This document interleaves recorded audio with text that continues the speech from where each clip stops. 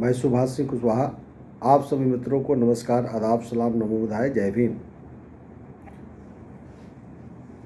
बिहार पंचायत राज अधिनियम 2006 के तहत ग्राम पंचायत क्या है, ग्राम पंचायत की बैठक में कौन कौन भाग लेते हैं, आज इसके संबंध में हम लोग चर्चा करेंगे। बिहार के गांवों में रहने वाले गांव गरीब किसान मजदूरों के हित में बिहार सरकार के माननीय मुख्यमंत्री नीतीश कुमार जी 2006 में बिहार पंचायत राज एक्ट जो बनाए थे, जिस एक्ट का चर्चा मैं लगातार आप सबों के लिए पंचायत प्रतिनिधि, खास करके ग्राम पंचायत के सदस्य और ग्राम पंचायत के मुखिया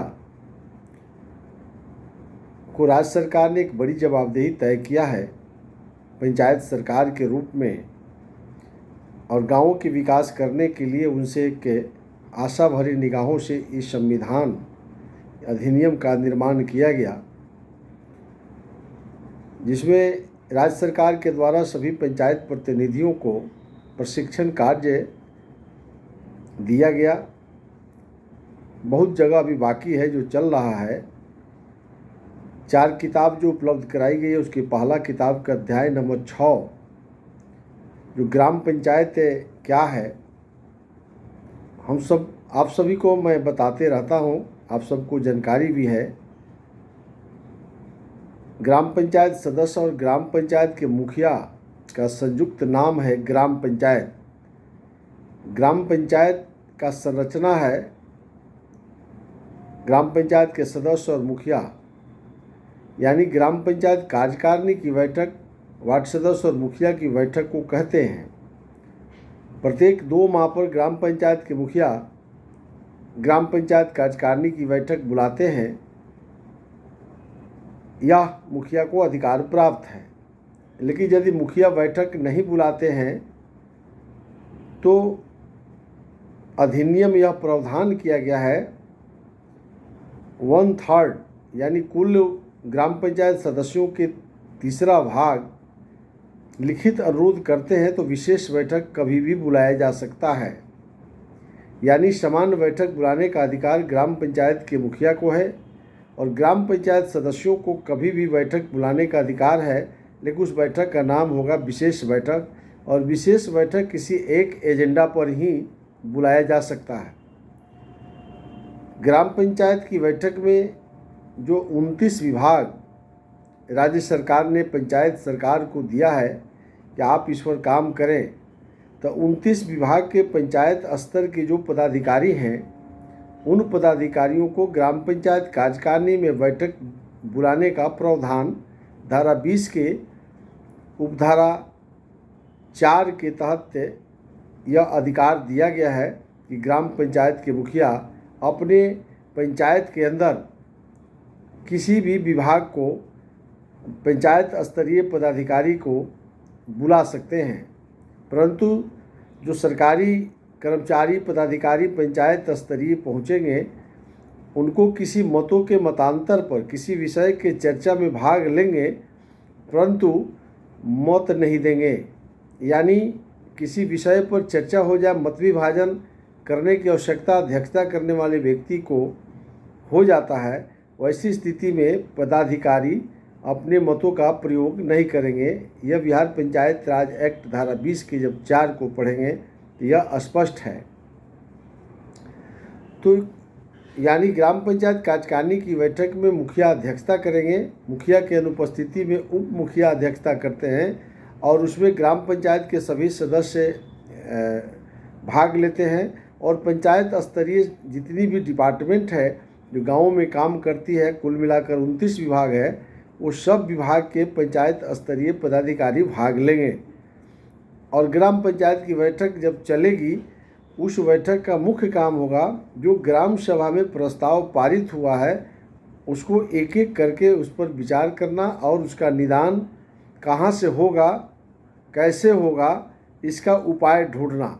यानी ग्राम पंचायत कार्यकारिणी की बैठक अगर एक दिन में समाप्त नहीं होता है तो 2 दिन, 2 दिन में समाप्त नहीं होता है तो 3 दिन, यानी ग्राम पंचायत कार्यकारिणी की बैठक जब तक के सभी विषयों पर चर्चा नहीं हो जाती है तब तक समाप्त करने का आवश्यकता नहीं है। अक्सर बिहार में थोड़ा विश्लेषण समझ लीजिए, ज़्यादातर बिहार के अंदर देखा जाता है कि ग्राम पंचायत के मुखिया आधा घंटा 1 घंटा के अंदर चाय नाश्ता करके ग्राम पंचायत की बैठक को समाप्त कर देते हैं। और यह देखा जाता है कि अधिकतम मुखिया, ज़्यादा से ज़्यादा मुखिया ग्राम पंचायत कार्यकारिणी की बैठक सिर्फ वार्ड सदस्य और मुखिया बैठ के करते हैं, विभाग को नहीं बुलाते हैं। इसलिए विभागीय समीक्षा नहीं होती है। यही भ्रष्टाचार का मूल कारण है। अगर 29 विभाग के प्रमुख को ग्राम पंचायत स्तर पर कार्यकारिणी की बैठक में यदि ग्राम पंचायत के मुखिया धारा 20 के उप धारा 4 से प्राप्त अधिकारों का प्रयोग करके विभागों को बुलाते तो ग्राम पंचायत के सदस्य सब मिलकर के बहस करते। जैसा कि बिहार में शिक्षा व्यवस्था को राज्य सरकार बहुत मजबूती से आगे बढ़ा रही है, राज्य सरकार कृत संकल्पित है कि बिहार के अंदर शिक्षा व्यवस्था को हम कैसे ठीक करें। ठीक करने का कई सफल प्रयोग भी बिहार सरकार करती रही है और कर भी रही है। लेकिन जो अधिकार ग्राम पंचायत को दिया गया है, तो ग्राम पंचायत के मुखिया कार्यकारिणी की बैठक में विद्यालय के प्रधानाध्यापक को नहीं बुलाते हैं। तो जब तक विद्यालय के जितने भी प्रधानाध्यापक हैं कार्यकारिणी की बैठक में नहीं आएंगे तो ग्राम पंचायत के सदस्य सवाल कैसे खड़ा करेंगे। तो सवालों का जवाब तब होगा सवाल जब विभाग के प्रमुख रहेंगे। जैसा कि ग्राम पंचायत के मुखिया पंचायत समिति की बैठक में जाते होंगे तो वहाँ प्रखंड शिक्षा पदाधिकारी बैठते हैं। ब्लॉक के प्रमुख जिला परिषद की बैठक में जाते होंगे तो जिला शिक्षा पदाधिकारी रहते हैं। उसी प्रकार ग्राम पंचायत की बैठक में सभी विद्यालय के प्रधानाध्यापक को रहना है। तब जाकर के एक एक विद्यालय का समीक्षा किया जा सकता है। विद्यालय में पोषाहार की क्या स्थिति है, भवन की क्या स्थिति है, बच्चों की उपस्थिति क्या है, आपका पाठिका क्या क्या स्थिति है। यानी एक एक बिंदु पर ग्राम पंचायत कार्यकारिणी जब विचार करती तो निश्चित रूप से सुधार होता। लेकिन बिहार में अक्सर यह देखा जाता है कि ग्राम पंचायत के मुखिया कार्यकारिणी की बैठक वार्ड सदस्य और मुखिया बैठ करके कर लेते हैं, जिससे जी सामाजिक अंकेक्षण विभागीय जो प्रतिवेदन होता है वो प्रस्तुत नहीं हो पाता है, इसलिए चर्चा नहीं होती है। तो समुचित विभागों की चर्चा नहीं होना, यही जो है आम जनता के लिए कल्याण नहीं हो रहा है। आम जनता के कल्याण के लिए केंद्र और राज्य की सरकार जो पैसा भेजती है विभिन्न विभागों के माध्यम से, विभिन्न विभागों के कर्मचारी पदाधिकारी ग्राम पंचायत की बैठक में नहीं आते हैं, इसलिए जो है हर प्रकार की चर्चा नहीं हो पाती है। सभी विभागों का चर्चा करना अति आवश्यक है।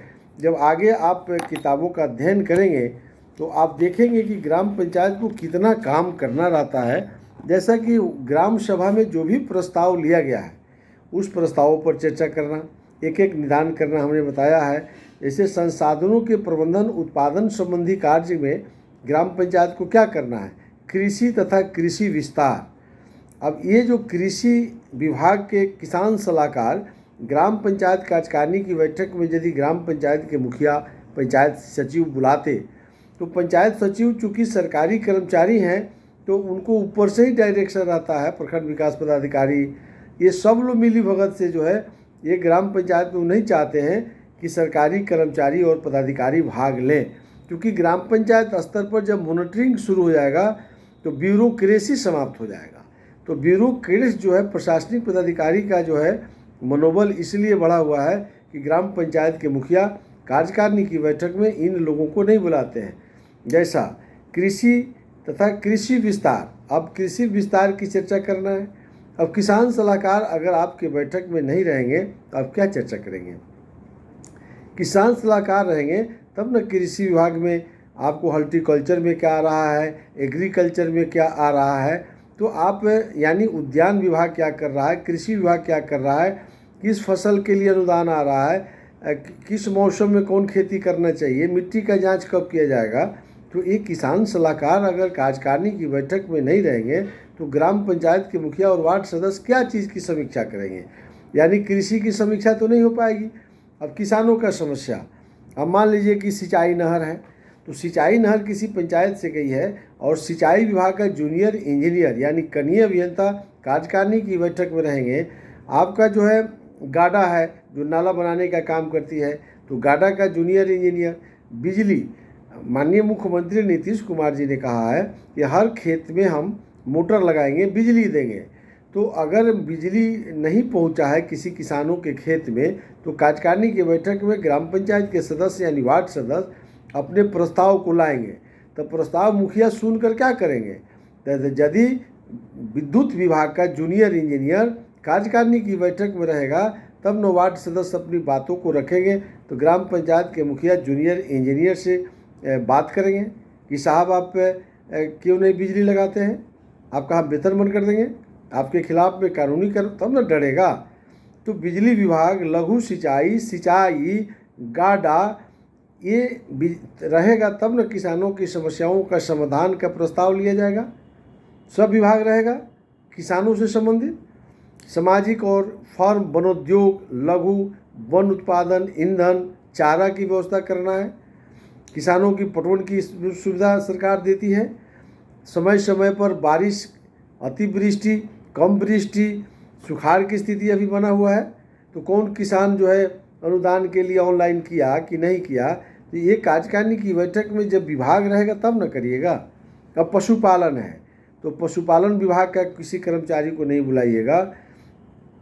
अब मुर्गी पालन है, दुग्ध उद्योग है, कुटीर उद्योग है, तो ये अगर सब बेरोजगारों को रोजगार देना है, तो आप कार्यकारिणी की बैठक में आम सभा और ग्राम सभा, वार्ड सभा में जो बात आई होगी, तब न सब अलग अलग विभाग रहेगा, तो आप चर्चा करेंगे। कल्याण विभाग का कोई रहेगा, मछली पालन करना, तो मछुआ डिपार्टमेंट का लोग वहाँ नहीं रहे।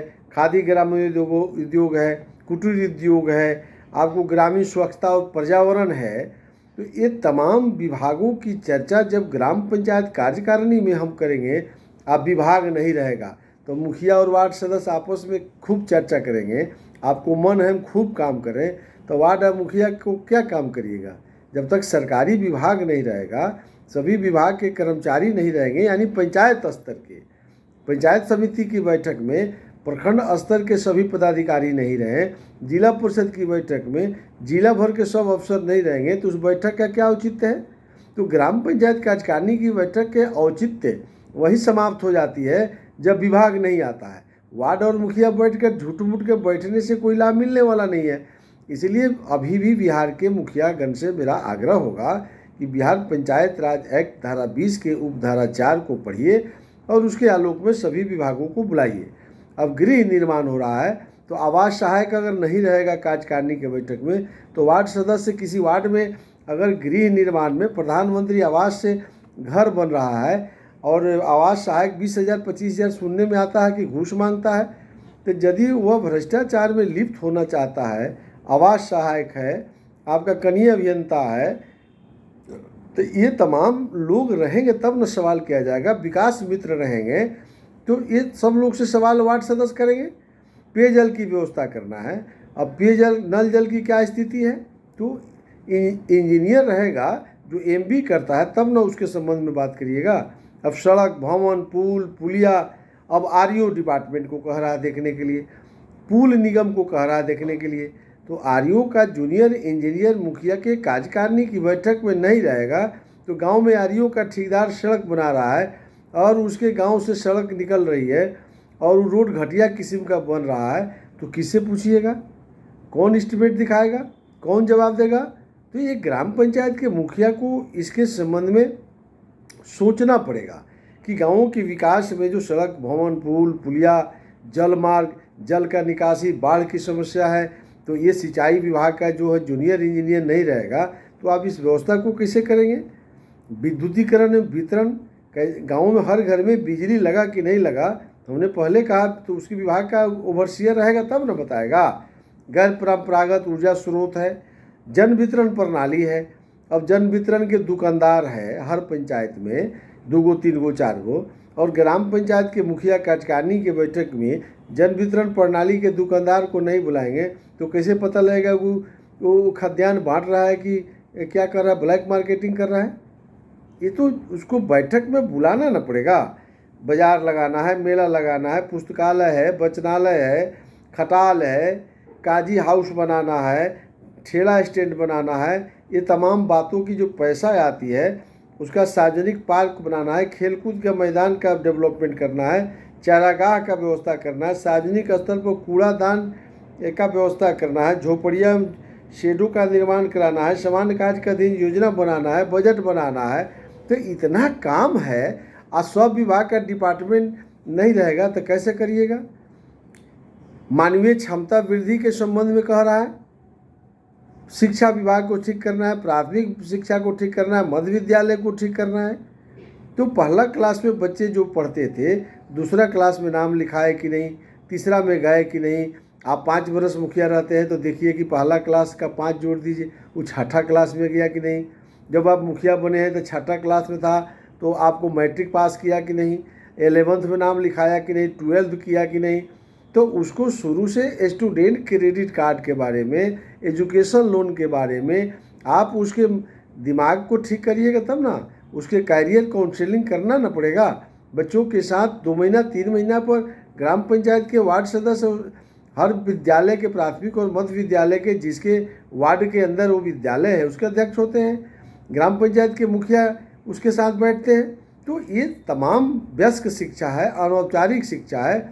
15 साल से 35 वर्ष के बीच में महिलाएं हो या पुरुष हो, आपके गांव में यदि निरक्षर है, अशिक्षित है, तो उसको कैसे शिक्षित करेंगे। तो ये वार्ड स्तर पर हम निर्णय करेंगे, पंचायत स्तर पर निर्णय करेंगे, तब न कार्यकारिणी के बैठक से ठोस निर्णय लीजिएगा कि कैसे हम वयस्क शिक्षा को ठीक करें, अनौपचारिक शिक्षा को ठीक करें, प्राथमिक शिक्षा को ठीक करें, माध्यमिक शिक्षा को ठीक करें। तो ये सारी व्यवस्था महिला एवं बाल विकास है, आंगनबाड़ी है, तो विद्यालय पूर्व शिक्षा कहते हैं। यानी बच्चा जो गर्भ में होता है तब से सरकार उसको भोजन खिलाती है, माँ, और उस पेट में पल रहे बच्चे को जन्म लेने के 3 साल तक उसको पोषाहार देती है। फिर 3 साल से 6 साल तक आंगनबाड़ी में पोशाक और उसका भोजन का प्रबंध सरकार आंगनबाड़ी में करती है। तो महिलाओं के लिए, गर्भवती महिलाओं के लिए भी पोषाहार की व्यवस्था की जाती है, टीकाकरण की व्यवस्था की जाती है, फिर बच्चों को इम्यूनाइजेशन का कार्यक्रम किया जाता है। तो एक कार्यकारिणी की बैठक में आंगनबाड़ी की सेविका नहीं आएगी तो किस बात की समीक्षा होगा। और स्वास्थ्य विभाग के एएनएम रहेगी, तब न चर्चा किया जाएगा कि सर्दी, खांसी, बुखार, गर्भवती महिला का टीकाकरण, बच्चा जन्म लेने पर उसका देखभाल, गांव में किसी को कुष्ठ रोगी हो जाता है, बड़ा बीमारी कैंसर हो जाता है, उसका लीवर खराब हो जाता है, किडनी खराब हो जाता है, तो सरकार भी पैसा देती है, तो उसको कौन बताएगा। तो कार्यकारिणी की बैठक नहीं होगा, वार्ड क्रियान्वयन प्रबंधन समिति की बैठक नहीं होगा, वार्ड सभा की बैठक नहीं होगा, ग्राम सभा की बैठक नहीं होगा, तो सिर्फ जो है रोड, पुल, पुलिया, घर बनाने से, मनरेगा के पैसा से तो काम नहीं चलने वाला है। इसलिए ग्राम पंचायत के मुखिया को एक बड़ी जवाबदेही सरकार ने कानून में प्रावधान किया कि चूँकि कमज़ोर वर्ग के जो विशेष रूप से अनुसूचित जाति जनजाति के जो लोग हैं उनके बीच में गरीबी उन्मूलन, गरीबी कैसे हटाया जाएगा, प्रधानमंत्री मुद्रा ऋण से कैसे उसको वित्त पोषण करना है, अनुसूचित जाति वित्त निगम, अल्पसंख्यक वित्त निगम है, कई ऐसा योजनाओं से उद्योग विभाग से उद्योग लगाया जा सकता है। जहाँ के चौक चौराहा पर छोटी मोटी जो दुकान करके, ठेला लगा करके सब्जी बेचता है, पकौड़ा बेचता है, आपको छोटी छोटी रोजगार करके अपने सड़क के किनारे जो ज़िंदगी जीता है उसको जो है कह रहा है उस गरीबी को हटाना है, गरीबी उन्मूलन करना है। यानी गरीबी रेखा से बाहर निकाल करके बीपीएल से एपीएल की तरफ ले जाना है। यानी उसकी पूंजी उसके पास हो जाए, धनिक हो जाए, उससे श्रेणी में ले जाने के लिए प्रधानमंत्री मुद्रा ऋण से उसको पैसा देना होगा। तो उसको चिन्हित करना ना पड़ेगा। तो कौन चिन्हित करेगा? रोड पर का आदमी करेगा, गांव का लोग करेगा। गाँवों को, लोगों को तो जागरूक रहना है वार्ड सभा और ग्राम सभा में।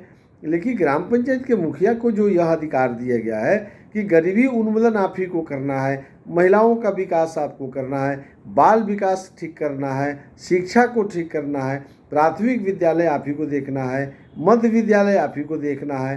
हो रहा है कि राज्य सरकार कुछ काम नहीं कर रही है। भैया राज्य सरकार तो आपको टीचर्स बहाली कर रही है, बिल्डिंग्स बहाल करके दे रही है, आपको बच्चों को परिभ्रमण के लिए पैसा दे रही है, बिल्डिंग के रख रखाव के लिए पैसा दे रही है, पोचारा का पैसा दे रही है, तो आपको पढ़वाने का व्यवस्था करना है वार्ड सदस्य और मुखिया को कि काम क्यों नहीं हो रहा है। अगर नहीं हो रहा है, अगर जिस पंचायत में शिक्षा व्यवस्था चौपट है तो समझ लीजिए वहाँ ग्राम पंचायत चौपट है। ग्राम पंचायत काम करना नहीं चाहती है, ग्राम पंचायत शिक्षा को ठीक करना नहीं चाहती है। इसी तरह स्वास्थ्य विभाग है, इसी तरह कृषि विभाग है, इसी तरह राजस्व विभाग है, इसी तरह से जो 29 विभाग है ये सब में वही है। अब सामाजिक, सांस्कृतिक तथा खेल कूद को बढ़ावा देना है। आपके गांव में एक से एक प्रतिभा वाले बच्चे हैं, जो वार्ड सभा में इसकी जिक्र करनी थी। हर वार्ड से सिलेक्शन हुआ तो सांस्कृतिक कार्यक्रम में रुचि लेने वाले, खेल कूद में रुचि लेने वाले लोगों को चिन्हित करके उसे मंच देना, उसको उचित मार्गदर्शन करना और आगे बढ़ने के लिए उसको रास्ता बतलाना। ये शारीरिक मानसिक रूप से निःशक्त व्यक्तियों के लिए समाज कल्याण विभाग बहुत सा पैसा देती है।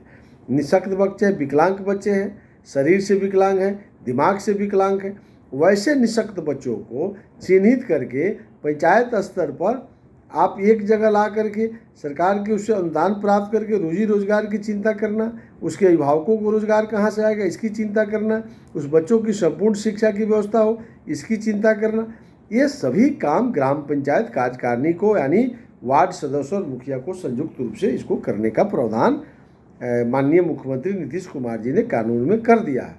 तो इस कानून को किताब दिया है, अभी आप लोगों का ट्रेनिंग हो गया है या बहुत जगह बिहार में अभी ट्रेनिंग चल भी रहा है। तो किताबों का अध्ययन यदि स्वयं नहीं करते हैं तो कई बार कहा है कि गांव में चौपाल पर बैठिए, गांव के बुद्धिजीवी वर्ग के लोगों के साथ बैठिए, गांव में सेवानिवृत्त जो शिक्षक कर्मचारी और पदाधिकारी हैं उन लोगों के साथ आप बैठिए, गांव में जो एजुकेटेड हैं, ग्रेजुएशन करके, एमए करके, पीएचडी पीजी करके सब बैठे हुए हैं, इन तमाम लोगों को एक साथ बैठ करके किताबों का अध्ययन करना चाहिए और चर्चा करना चाहिए वार्ड सभा में बैठ करके। और वार्ड क्रियान्वयन प्रबंधन समिति में विद्वानों को सदस्य बनाना चाहिए, सचिव बनाना चाहिए। एक एक बिंदु पर, गाँव के एक एक एंगल पर चर्चा करना चाहिए, गाँवों के कैसे डेवलपमेंट हो, यानी वार्ड का डेवलपमेंट, पंचायत का डेवलपमेंट। पंचायत का विकास होता है तो ब्लॉक का विकास होता है, ब्लॉक का विकास होता है तो जिला का विकास होता है, जिला का विकास हो जाएगा तो राज्य का विकास हो जाएगा। यह एक सिस्टम है। उसी प्रकार से ग्रामीण व्यवस्था व निर्माण संबंधी कार्य में ग्राम पंचायत को अतिक्रमण हटाने का अधिकार है, बाढ़ और सुखाड़ में काम करने का, प्राकृतिक आपदाओं से समय आम जन को सहायता प्रदान करना है, गाँवों के अनिवार्य सांख्यिकी आंकड़ों को सुरक्षित रखना है, धर्मशाला बनाइए, छात्रावास बनाइए, अन्य वैसे ही संस्थानों का निर्माण एवं उसका रख रखाव करने की भी जवाबदेही ग्राम पंचायत कार्यकारिणी को है। तो ग्राम पंचायत एक बड़ी संस्था है, वैश्विक गवर्नमेंट है, निचली गवर्नमेंट है, जहाँ केंद्र सरकार और राज्य सरकार अपने संसाधन को भेजती है और वह संसाधन गांवों तक सही रूप में पहुंचती है कि नहीं पहुंचती है, यह ग्राम पंचायत की संपूर्ण जवाबदेही है। एक बात और याद कराना चाहते हैं कि तत्कालीन प्रधानमंत्री राजीव गांधी जी ने 1988 में लोकसभा में संकल्प लिया था कि गांधी की ग्राम स्वराज की स्थापना तब लागू होगी, गाँवों की सरकार जब तक नहीं होगी तब तक गांधी की सपना ग्राम स्वराज की स्थापना नहीं होगी। तो ग्राम स्वराज हो गाँवों के अंदर, इसके लिए पंचायत सरकार 1993 में नरसिम्हा राव जी की सरकार में यह संकल्प ले लिया, कानून बन गया।